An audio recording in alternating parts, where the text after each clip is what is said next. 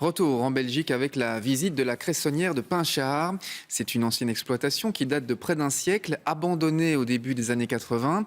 On y trouve aujourd'hui une faune et une flore hors normes qui a repris ses droits. Des bénévoles sont à l'œuvre depuis ce matin pour y réaliser un peu d'entretien. Reportage, Laurent Van de Berg.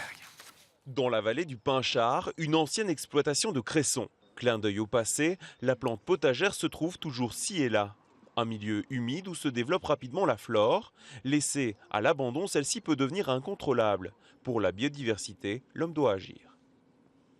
Des lieux comme ceux-ci ont tendance à se refermer, donc c'est-à-dire que si on laisse la végétation se développer, le cresson entre autres, mais aussi tout ce qui est autour, si on laisse cette végétation se développer, en fait toute l'humidité va être absorbée par les végétaux et donc petit à petit le milieu va se refermer. Et en fait du coup ça perd tout son intérêt en matière de biodiversité spécifique d'un fond humide comme celui-ci avec sa faune et sa flore spécifiques. La commune de Tigny-Louvain-la-Neuve est désormais propriétaire du terrain. 2 fois par an, cet entretien est mené avec l'aide de bénévoles. Fauche des roseaux, destruction des galeries souterraines et nettoyage des anciens bassins.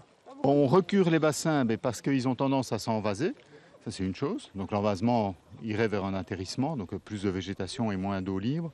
Ça permet, si on arrive à garder des niveaux d'eau supérieurs aux grenouilles de se reproduire et de venir pondre, ça c'est une deuxième chose.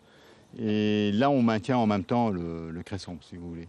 Dans la vase, des vers, des sangsues, un vrai garde-manger pour les oiseaux.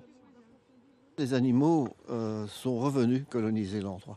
Donc vous allez retrouver ici, bientôt d'ailleurs, dans quelques semaines, vous allez retrouver ici des grenouilles, des crapauds, des tritons qui vont venir ici. Si vous venez le matin, en ne faisant pas de bruit, vous allez tomber sur des hérons, par exemple. Vous allez tomber sur des canards colverts. Donc, les zones humides ont tendance à disparaître dans tout le pays parce que on va combler ces zones-là pour faire de l'agriculture, par exemple. Donc on va drainer tous ces endroits. Et donc toutes ces zones humides sont vraiment en très très très grand danger. L'ancienne cressonnière est un lieu ouvert au public, à condition d'être attentif aux pièges. La promenade au bord du Pinchard est possible et sera bercée par les chants d'oiseaux.